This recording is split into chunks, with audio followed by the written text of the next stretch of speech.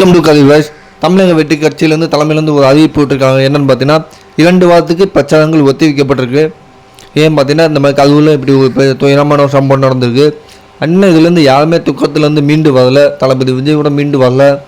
இது பார்த்திங்கன்னா இப்போ பிரச்சனைகள்லாம் போயிட்டுருக்கு. அதேமாதிரி கோர்ட்டில் வாதங்கள் நடந்துக்கிட்டு இருக்குது. ஸோ இது முடிவுக்கு கிட்டத்தட்ட 1 மாதம் ஆகலாம்.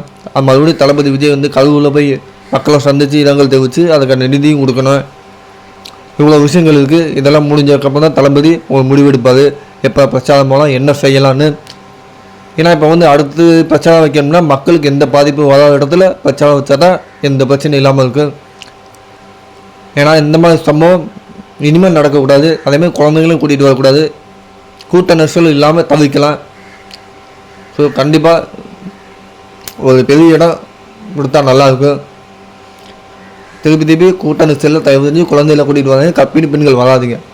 அது எந்த கூட்டமாக இருந்தாலும் இது ஒரு பாடம், நமக்கான பாடம். தயவு செஞ்சு கவனமாக இருங்க. பாதுகாப்பு தான் நமக்கு முக்கியம். என்ன முடிவு வரட்டும் பார்க்கலாம்.